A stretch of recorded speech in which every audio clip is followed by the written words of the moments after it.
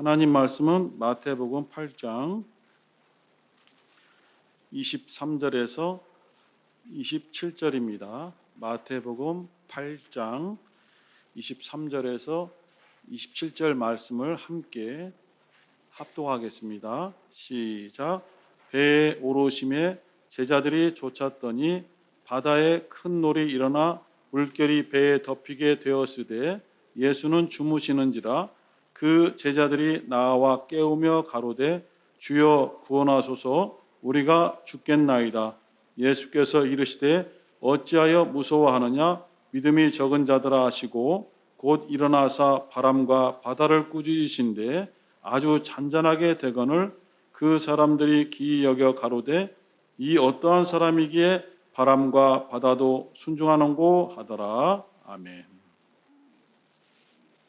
어찌하여 무서워하느냐, 주님의 말씀을 제목으로 삼아서 오늘 함께 말씀을 나누고자 합니다. 우리들은 누구나 다 태어나잖아요. 어른이 되어서 뚝 떨어진 것이 아니라 모친의 태를 통해서 다 태어나요. 탄생이라고 하죠. 출생합니다. 그리고 영아기, 유아기, 어린아기, 소년, 청소년 이렇게 자라나요. 그 나이와 또한 어떤 환경에 따라서 체감하는 또는 경험하는 상황들이 다 다르지만은 셀 수 없을 만큼 많은 어려운 상황들이 개인에게 다가옵니다. 다른 사람들은 그러한 상황이 내게 있었는지 알지 못하는 경우도 많아요. 나 자신 말하니까 가족들도 잘 몰라요. 부부간에 또는 부모와 자녀 간에 어떠한 어려움을 겪는지 사실은 모르는 경우가 많아요. 뭐 드러난 경우도 있지만은요. 그 많은 어떤 상황들이 내게 다가왔을 때에 어떤 경우는 그것을 잘 대처해서 이기기도 하고 어떤 경우에는 또 이겨내려고 부딪혀 봤는데 오히려 실수해서 더 어려워지거나 실수하지 않았지만은 힘에 부쳐서 그 상황에 내가 무너져 버릴 때도 있고 여러 다양한 경우들이 있습니다. 그런데 또 어떠한 상황은 처음부터 딱 우리가 직면했을 때에 이거는 불가능하다. 이 상황 속에서 내 자신을 보니까 너무 초라하고 무능하다를 느꼈을 때 오늘 이 성경의 상황과 같이 두려움을 많이 느낀다고 합니다. 이거는 힘들지만 내가 이겨낼 수 있어 라는 생각이 들 때는 사실은 걱정은 되지만 두려움은 없거든요. 근데 도저히 이거는 내가 감당할 수 없을 때에 엄청난 두려움을 가지게 된다고 합니다. 그건 이제 지금 구체적으로 말씀을 못 드리는 것이 사람들마다 다 그 경험이 다르기 때문이에요. 예수께서는 가버나움이라는 곳에서 지금 사역을 하고 계십니다. 마태복음 8장 초반부터 보면은 갈릴리 북쪽에서 갈릴리 바다가 이렇게 있잖아요. 거기서 한시 방향에 가버나움이 있어요.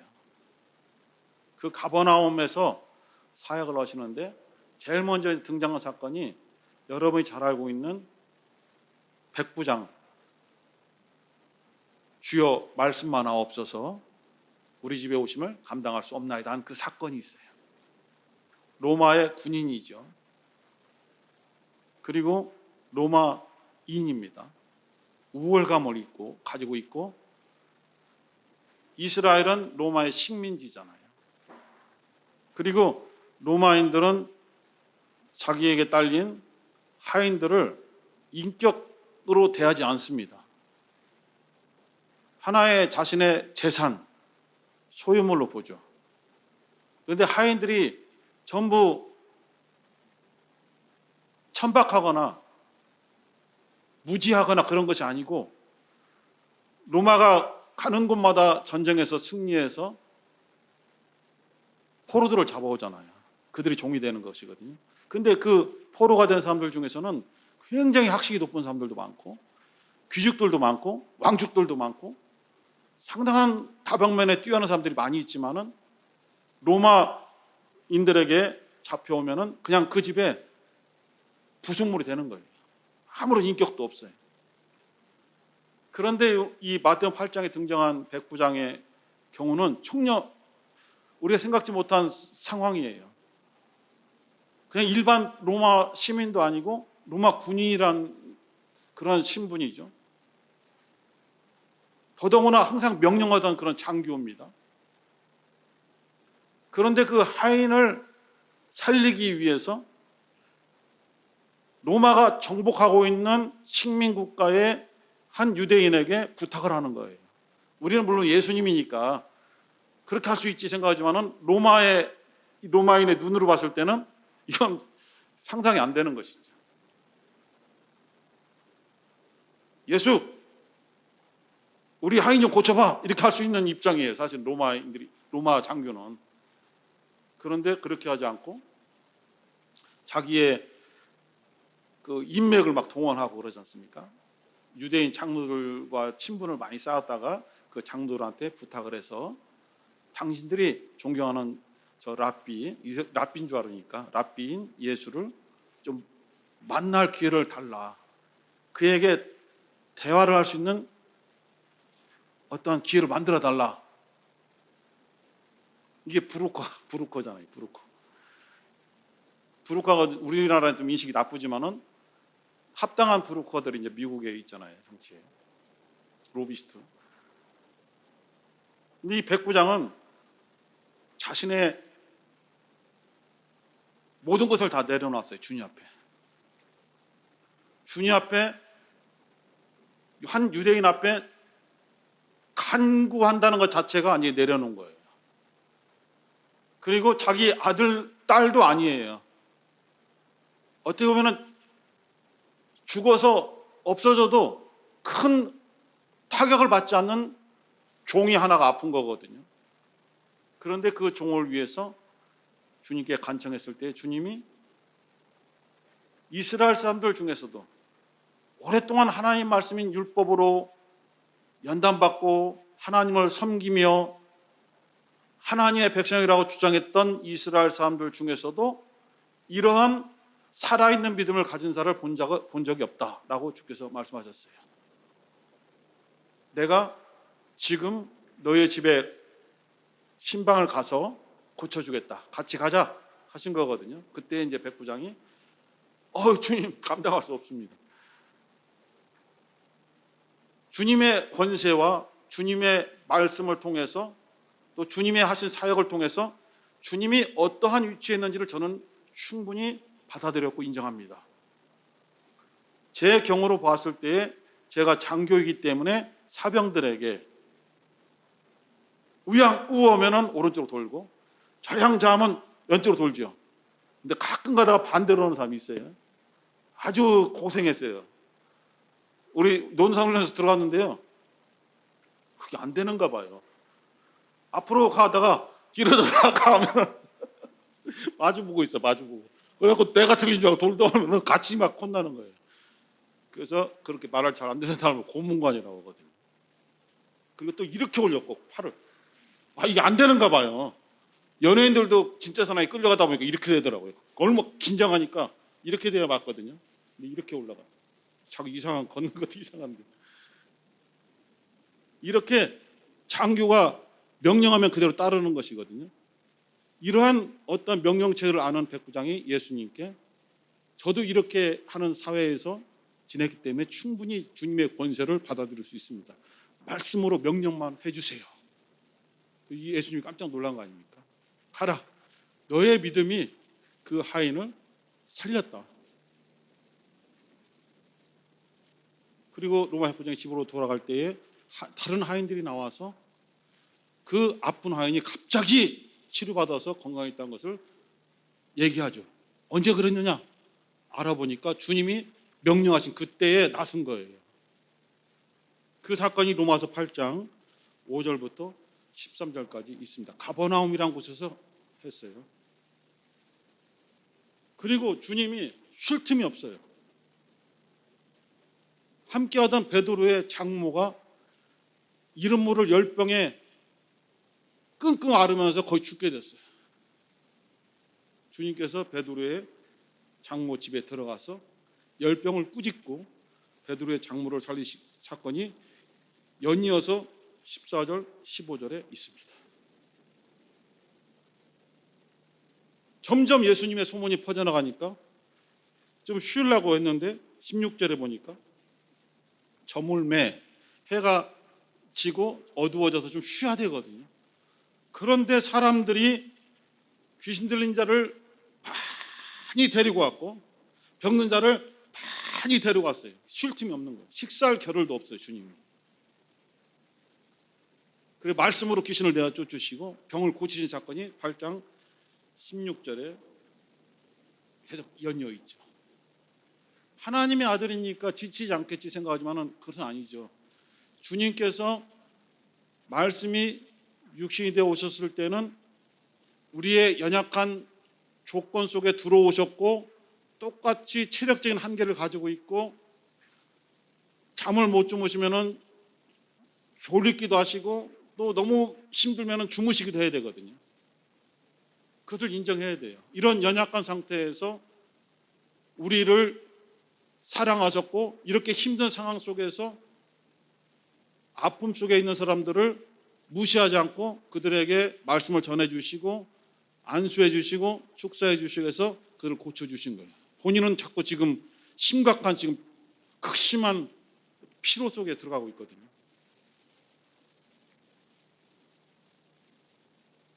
이래도는 안 되겠다. 주님도 식사를 못하지만 시중도는 제자들도 주님이 식사를 안 하시는데 어떻게 식사를 할 수 있어요? 주님이 막 병 고치고 막 꾸짖고 말씀을 가르치는데 어떻게 이들이 누워 쉴 수가 있어요? 같이 막 옆에서 막 줄 세우고 줄을 서시오. 그 허준 밑에 있는 이면식처럼 줄을 서시오는 이것도 보통 일이 아니거든요. 줄 세우는 것도 보통 힘든 게 아니에요. 같이 힘들어요. 주님께 안 되겠다. 이러다가는 사역을 하기 전에 우리가 다 병들겠다고 판단하셨어요. 그래서 그 8장 18절 한번 읽어보세요. 마태복음 8장 18절 시작. 예수께서 무리가 자기를 에워싸움을 보시고 저편으로 건너가기를 명하시니라. 빨리 빠져나야 되겠다. 이러면 안 되겠다. 그 저편이라는 것은 뭐냐면 갈릴리 1시 방향 있잖아요. 다시 11시 방향으로 배를 타고 빨리 건너가자. 또는 10시 방향 빨리 건너가서 조금 이들이 따라오지 못하게 배를 타고 가서 좀 쉬자 이거예요. 그리고 다시 회복을 해서 일을 해야 되는데 사람들이 주님을 놔둡니까? 어떻게 알았는지 또 찾아오고 또 몰려들고 어떤 때는 이렇게 넘어가서 쉬려고 했는데 무덤 속에서 또 발광하던 거라사 군대 귀신 들린다가 딱 나타나서 부딪히고 그 소식도 또 몰려오고 이쪽에 가도 못 쉬고 저쪽에 가도 못 쉬고 이런 상황 속에서 일어난 사건이 오늘 본문이에요. 좀 쉬려고 지금 건너가고 있는 거예요. 이 상황을 여러분 아까 마태복음 8장부터 왜 그 사건을 얘기했냐면 주님께서 지금 극심한 피로 속에 지금 있어요. 식사도 제대로 못 하셨고 잠도 잘 못 주무셨어요. 이러한 상황 속에서 주님께서 풍랑이 있는 배에서 왜 주무시고 계셨는가를 이해를 하셔야 돼요. 제자들을 시험하려고 잠이 안 오는데 주무시는 척했다. 실눈 뜨고 이들이 어떻게나 봐야지. 그게 아니고 진짜 너무 피곤한 거예요. 이 상황이 지쳤어요. 지쳐서 건너가자 좀 제발 좀 건너가 쉬자 하는 상황 속에서 풍랑이 일었죠. 갈릴리 그 지역이 지금 극심한 어떤 풍랑이 일어날 수밖에 없는 지형적인 상황이라고 합니다. 그 옆에 이제 지중해라는 큰 바다가 있는데 그 지중해보다도 180m가 밑에 있대요. 그리고 갈릴리 호수 주변으로는 큰 높은 산들이 있어서 저는 잘 모르지만은 그 이제 연구한 사람들이 갑자기 거센 바람이 불 수밖에 없는 지형적인 특성을 가지고 있대요. 그런데 이 배에 지금 어부 출신인 사람이 4명이나 있어요. 베드로, 안드레, 곤드레는 아니고 요한, 야고보 4명이 있어요. 4명. 이들은 갈릴리 바다에서 고기를 잡으면서 그런 여러 가지 갈릴리 바다에서 일어나는 광풍을 많이 경험한 자들이에요. 그때마다 어떻게 이것을 이겨낼 것인가 고민했고 실제로 이겨낸 경험이 많은 자들이에요. 그러한 사람들이 지금 무서워 죽겠다고 하는 거예요. 이것은 그때의 상황들보다 더 심한 상황이라는 것을 알 수 있죠. 물이 막 넘쳐들어서 막 물 퍼내고 막 노를 젓고 막 붙잡고 난리가 난 거죠. 근데 주님은 배 뒤편에서 베개를 베고 주무시는데 전혀 유동하지 않아요. 육신의 눈으로만 주님을 판단할 수 없잖아요. 주님께서 아무리 피곤하셔도 어떻게 저렇게 태평하게 주무실 수 있는가? 하나님 아버지에 대한 절대적인 신뢰죠. 하나님께서 자기를 보내신 뜻이 있습니다. 그 뜻을 달성하기 전에 육신으로 오신 예수를 죽게 만들 수는 없잖아요. 무한 신뢰, 절대적인 신뢰, 믿음을 가지고 있는 거죠. 제자들이 난리 났습니다. 도대체 얄미워. 선생이지만은 얄미워. 얄밉잖아요. 우리가 죽겠다고 막 하는데 소리 지르는데 전혀 엄지고 잠만 주무시니까 깨워. 주님 일어나 보세요. 깨워. 우리는 못하겠어요. 그죠? 선생님들 이렇게 못하잖아요. 보세요. 여기는 지금 깨운다는 표시가 안 돼 있는데 마가복음 4장 38절 볼게요. 똑같은 상황이 있어요. 마가복음 4장 38절. 마태가 기록하지 못한 것을 마가가 기록한 것도 있고 그렇더라고요. 마가복음 4장 38절 시작. 예수께서는 고물에서 베개를 베시고 주무시더니 제자들이 깨우며 가로되 선생님이여 우리의 죽게 된 것을 돌아보지 아니하시나이까 하니. 깨워요. 소리 질렀던지 흔들었던지 였겠죠. 주님 지금 일어나 보세요. 여기 주무실 때입니까? 지금 깨워. 일어나. 우리 지금 죽게 됐어요. 빨리 일어나세요. 왜 깨웠을까요? 바람 꾸짖으라고? 바다를 좀 잠잠게 해달라고? 아니죠. 그들이 예수를 그렇게 생각하지 않습니다. 그냥 말씀을 잘 가르치고 뭔가 좀 능력 있는 분으로만 알고 있는 거예요. 자기 선생님. 왜 깨웠어요? 아이 물 퍼내야지 지금. 물 퍼내야지. 지금 12명이 퍼내기 힘들으니까 13명이면 더 풀 수 있으니까 빨리 푸셔야지. 주님 일어나 보세요. 빨리 푸세요. 양동이 어디 있어? 푸세요. 그런 뜻으로 깨웠단 말입니다. 하나님은 천지 만물을 창조하셨지만은 그 천지 만물을 손을 대시는 분이에요. 다른 말로 하면 섭리하신다 이거예요. 이 제자들은 전부 다 유대인이에요. 하나님에 대해서 너무나 잘 알아요. 하나님이 유일하신 분이라는 걸 알고 하나님이 창조라는 걸 알고 하나님이 만물을 다 섭리하신다는 것을 태어나면서부터 그걸 배워요. 잘 알고 있는 분이죠. 하나님께서 홍해를 가르셨습니까? 안 가르셨습니까? 홍해를 가르셨어요. 흐르는 요단강을 멈추고 백성들을 건너게 하신 분이 하나님이세요. 그 하나님을 믿는다면 하나님께 기도했어야죠. 하나님 보내신 분이 저희들과 지금 함께 있습니다. 이 상황이 좀 잠잠해지게 역사해 주셔야만 우리가 계속 사역을 해나갈 수 있습니다. 이런 뜻으로 하나님께 매달리고 기도했어야 됩니다. 또 하나는 지금 자기들과 함께 있는 선생님이 어떠한 분인가, 곧 예수가 어떠한 분인가를 이들이 확실히 알았어야 돼요.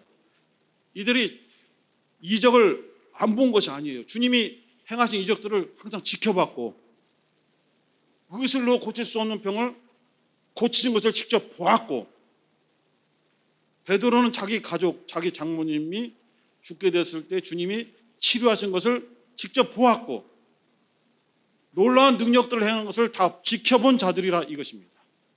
그런데도 예수님을 깨워서 그 능력을 좀 행해달라고 하는 것이 아니라 깨워서 같이 물 푸자고 하고 있으니 이게 됩니까? 이 상황 속에서 주님께서 오늘 제목이죠. 어찌하여 무서워하느냐 믿음이 적은 자들아 이렇게 말씀을 주셨어요. 주님께서는 지금 제자들이 위험에 처했을 때에 그 위험 바깥에서 지금 지켜보시고 도와주려는 것이 아니라 그 위험 한가운데 지금 함께하고 계시다는 거예요.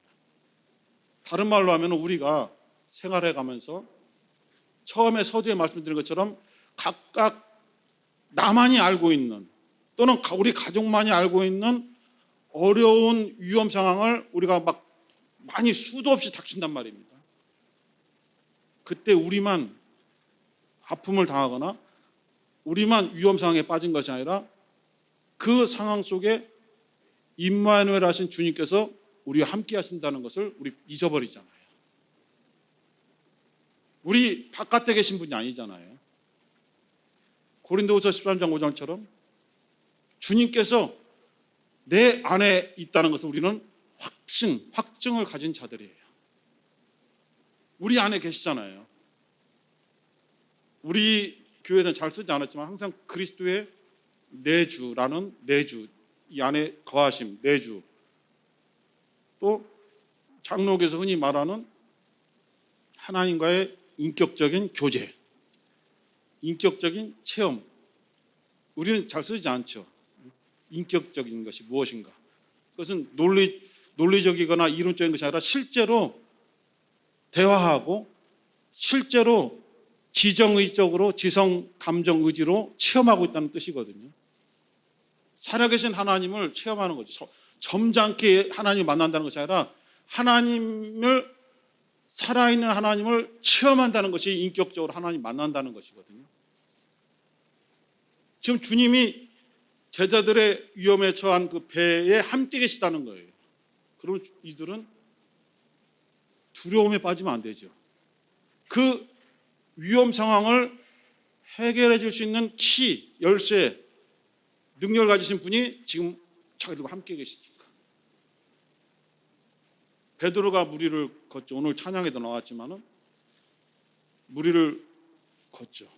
그러나 곧 빠져들어갈 때에 주님께서 물속에 빠져들어간 베드로의 손을 붙잡아서 일으켜 주시고 배에 올리시죠. 그때 믿음이 적은 자여 왜 의심했느냐라고 물으시죠. 왜 두려워합니까? 믿음이 적으니까. 주님 말 보시기에 왜 믿음이 적어서? 의심이 있으니까. 모든 것에 의심을 가지고 있어요. 긴가 민가, 이것이 맞나 틀리나, 항상 이것에 대해서 확신이 없어요. 그렇다고 해서 아주 믿지 않는 것은 아닌데, 믿기는 믿는데 확신이 없어요. 그래서 기우뚱 갸우뚱, 똑이노 딱이노. 일본식에 그렇게 간다잖아요. 똑이노 딱이노. 북한은 어떻게 가요? 똑이니께 딱이에요, 이렇게 가잖아요. 이게 확신이 없어요. 그러니까 의심이 생기죠. 의심이 생기니까 믿음이 적을 수밖에 없어요. 믿음이 적으니까 모든 상황이 두려운 거죠. 주님께서 그걸 지적하신 거예요. 왜 두려워하느냐? 왜 무서워하느냐? 믿음이 적기 때문이다. 곧 나에 대해서 의심하기 때문이다. 이렇게 보시는 거예요. 주님은 지금 우리와 함께 계시거든요. 좀 더 좁히면 주님은 나와, 여러분 각각 나와 함께 계시거든요. 우리가 부딪히는 모든 문제 속에 나만 힘들고 나만 어렵고 나만 지금 고생하는 것이 아니라 내가 믿는 주님께서 함께 하신다는 거죠. 그러면서 항상 우리에게 주시는 말씀이 뭐냐면 왜 무서워하느냐? 너 믿음이 적은 거 아니냐? 나에 대한 확신이 없구나. 이렇게 보시는 거예요. 그러나 주님의 이 말투는 꾸짖고 막 정죄하는 것이 아니라 안타까운 마음이에요. 자기가 사랑하는 사람들이 이렇게 의심이 있고 믿음이 적고 두려워하는 것이 안타까운 거예요. 주님은 그래도 도와주시려고 해요. 그래서 잠잠하라 하는 순간에 부는 바람이 딱 멈춰버리고 뛰놀던 바다가 잠잠해졌어요. 이게 주님이 함께 하신 결과예요. 어떠한 상황 속에서도, 어떠한 위험 상황 속에서도 예수를 믿는 우리들과 함께 하시는 주님이 어떠한 결과를 이루어 주시는가? 잠잠하라. 우리가 어떠한 위험을 겪든지 주님이 나와 함께 하신다는 믿음에서 벗어나지 않는다면, 주님을 포기하지 않는다면 결과는 잠잠해져요. 평안해져요. 마지막 구절을 한번 보겠습니다. 요한복음 16장 33절. 이 구절을 읽고 기도하겠습니다. 요한복음 16장 33절. 시작. 이것을 너희에게 이름은 너희로 내 안에서 평안을 누리게 하려 함이라. 세상에서는 너희가 환난을 당하나 담대하라. 내가 세상을 이겼노라 하시니라. 평안을 누리게 하려고 내가 말씀을 준다. 세상에서 너희가 환난 당한다.